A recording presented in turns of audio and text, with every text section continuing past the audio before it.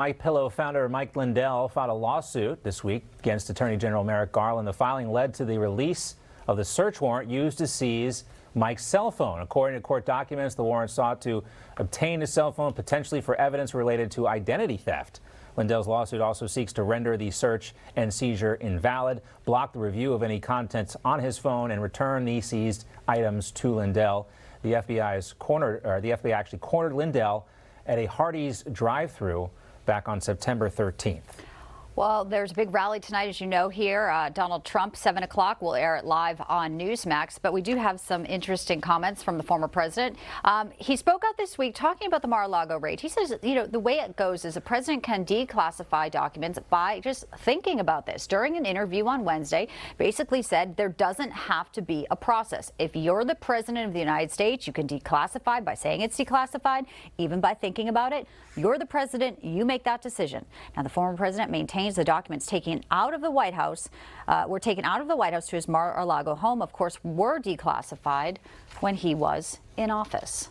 All right. Also, we have to update you on the special master related to the raid at Mar-a-Lago. Trump's legal team yesterday filed a dispute of the inventory records taken by the FBI. But Judge Raymond Dearie, the special master, says Trump has until the end of the month to clarify his statements. The former president claimed that the FBI planted some of those documents, complicating matters. The FBI's inventory of documents is vague, and Dearie's order is to provide a list of specific items that Trump says were actually part of the staged evidence. Let's break all this down now and welcome in former Trump 2016 foreign policy advisor and Newsmax contributor George Papadopoulos. Great to see you, George. Thanks a lot for having me, John. All right, George, good to see you on a Friday here. So Trump is indicating the FBI planted documents during their search there and that there is no sort of, chain of custody here. So how would they know if they did? And he also says his legal team was prevented from being inside during the all-day raid. It does seem like that is definitely a violation. Would there be evidence that they could now present to the special master to kind of further these claims? Bianca and John, I think that the underlying concern of President Trump regarding the raid is because what he has witnessed over the last 5 years has essentially been a federal apparatus and intel agencies, both domestic and abroad, not really investigating dirt or potential illegal activity, but planting it.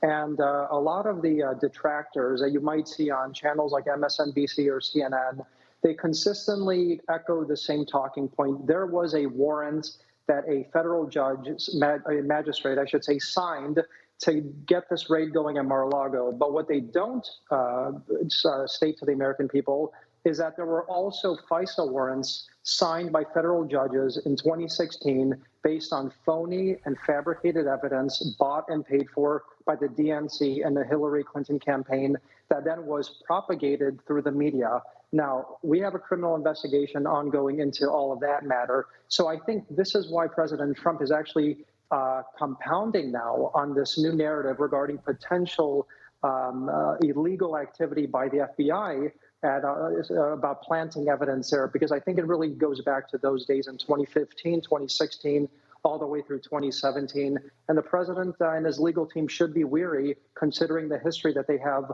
with the DOJ. Let's also talk, George, about the Igor Danchenko trial and special counsel John Durham requesting at least 30 court subpoenas to testify. This is the October 11th trial, Danchenko, that's coming up. People thought this was maybe coming to an end or maybe kind of pittering out, but sounds like it's going to go out in a blaze of glory. What do you think about these subpoenas? You know, John, it's incredible that we're in the final chapter of the trilogy. I like to call this entire saga a trilogy. First we had Mueller, then we had Horowitz, and now we finally have Durham. And I don't think this is slowing down. There have been some reports that the investigation is winding down, that he's going to be presenting his report to Garland next month.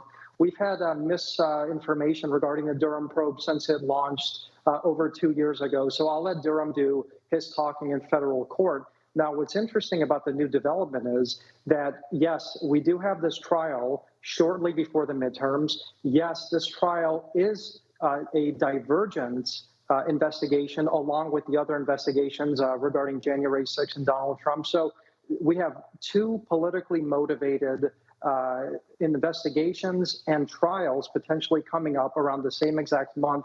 And Durham is heating things up. He's suggesting to a federal court that he's requiring 30 subpoenas for witnesses, both domestic and abroad, to come and testify next month at Danchenko's trial. This is a very significant escalation, and this trial should offer the American people an intimate vantage point into the onion of corruption that spread its tentacles throughout America in 2015, 2016, 2017, that involved not only the FBI, but the Hillary Clinton campaign itself.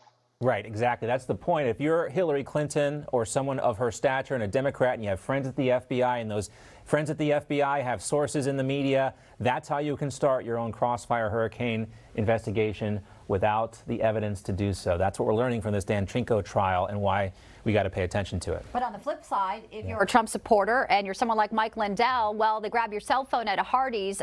Just want to get your reaction to the story we were describing a few minutes ago, George. You know, Lindell is going after Merrick Garland. He's fighting back with his own lawsuit. You know, he's fortunate enough where he has the money. He can fight back. You know, a lot of Americans who couldn't be in this position, but he's saying, I'm going to sue because the warrant apparently was related to identity theft, and he wants his cell phone back. Where do you see this going? You know, Bianca, this is a part of a disturbing trend that has really, we've seen as conservatives going back to 2016 when various campaign associates of Donald Trump and even administration officials were basically manhandled by the FBI and the DOJ, including arrests at airports, 5 a.m. raids on Roger Stone, Paul Manafort in solitary confinement, and Mike Lindell attempting to go enjoy a nice cheeseburger over at Hardee's.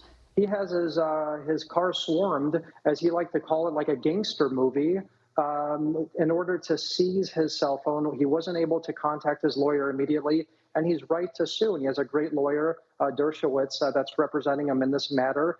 But we have to see that in this country, there's nothing more dangerous than a two-tiered justice system, not only to our way of life, but our republic. And that's what this is all about. The Democrats get treated with kid clubs. The Republicans get manhandled, not only at airports, have their doors knocked down, but they can't even enjoy a cheeseburger in peace. I heard one account of that Mike Lindell begged the FBI agents not to take his phone because he needs it to control his hearing aids. Wow. And they did not care. They just said, you know, give us your phone. They don't care. They don't care. And his business, like so many people, your cell phone is your computer. And when you're on the road, and he was on vacation, mind you, that was his sort of lifetime for, you know, employees and staff. Unbelievable. George, always great to see you. We hope you have a good weekend. We'll see you back here real soon, I hope. Thank you. You too. No crooked establishment. None of that twisting the truth. No talking down to me. Don't tell me how to think. Don't tell me how to think. Don't tell me how to think. I trust Newsmax. Newsmax. They don't tell me how to think. They let me decide. Newsmax. real news For real people.